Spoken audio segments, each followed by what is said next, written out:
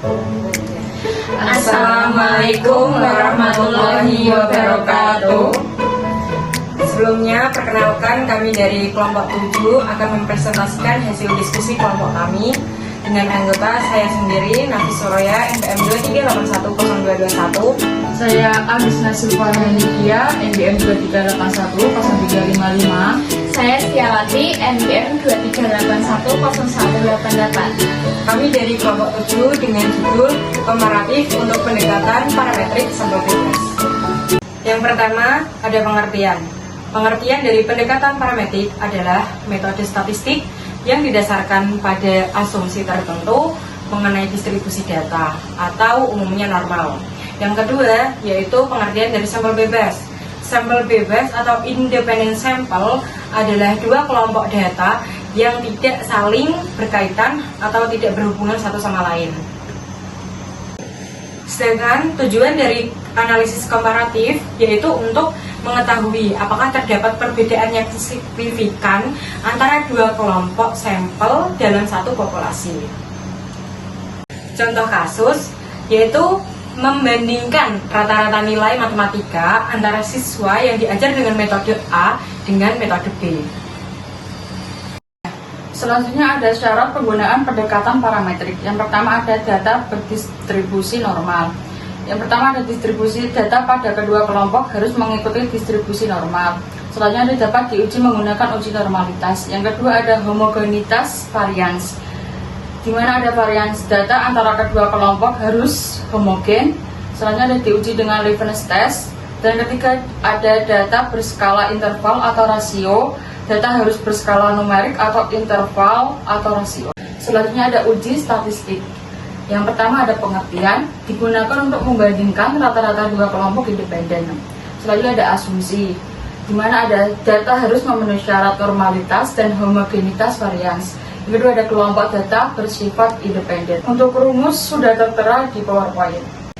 Selanjutnya contoh soal. Sebuah perusahaan ingin mengetahui apakah ada perbedaan produktivitas karyawan antara dua divisi, yaitu divisi A dan divisi B. Berikut adalah jumlah produk yang dihasilkan per minggu karyawan dari masing-masing divisi. Diketahui data divisi A 12, 15, 14, 13, 16, 15, 14, 13, 15, dan 14. Jumlah data N sama dengan 10. Data divisi B 14, 16, 15, 17, 16, 18, 17, 16, 15, 16. Jumlah data 10. Langkah-langkah. 1. Menghitung rata-rata dari varian untuk masing-masing divisi. 2. Hitung varian gabungan.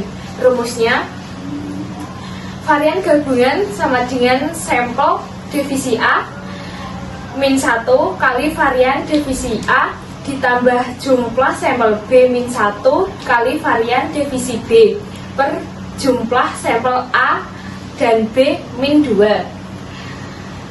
Selanjutnya, substitusi nilai ke rumus uji T. Adalah nilai substitusi uji sama dengan rata-rata divisi A min rata-rata divisi B per akar varian gabungan per jumlah sampel divisi A plus varian gabungan per jumlah rata-rata divisi B. Nah, selanjutnya perhitungan rata-rata dalam varian. Rata-rata divisi A adalah 14,1, rata-rata divisi B adalah 16,0, varian divisi A adalah 1,43, varian divisi B adalah 1,33. Selanjutnya, varian gabungan. Varian gabungannya adalah 1,38. Selanjutnya, nilai T hitung. T sama dengan 14 min 16 per akar 1,38 dalam kurung 1/10 plus 1/10 tutup kurung. Kemudian, derajat kebebasan DF. DF sama dengan 10 plus 10 min 2 sama dengan 18. Kemudian uji hipotesis. Dengan T hitung sama dengan min Kita akan membandingkan dengan T-tabel pada taraf signifikansi 5%. Nilai T-tabel pada derajat kebebasan DL sama dengan 18 dan taraf signifikansi 5%. Dua sisi. Nilai kritis T-tabel adalah kurang lebih 2,10. Kesimpulan, T hitung sama dengan min 3,61, T-tabel sama dengan kurang lebih 2,10. Karena min 361 kurang dari min 2,10, maka kita menolak HO. Selanjutnya, interpretasi. Terdapat perbedaan yang signifikan dalam produktivitas antara divisi A dan divisi B pada taraf signifikansi 5%. Jadi, produktivitas karyawan di kedua divisi tidak semua. Selanjutnya, kesimpulan. 1. Independent sample t-test digunakan untuk membandingkan rata-rata dua kelompok independen.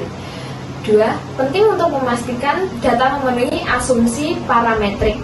3. Hasil analisis memberikan informasi signifikan tentang perbedaan antara dua kelompok. Sekian presentasi dari kelompok kami, kurang lebihnya mohon maaf. Wassalamualaikum warahmatullahi wabarakatuh.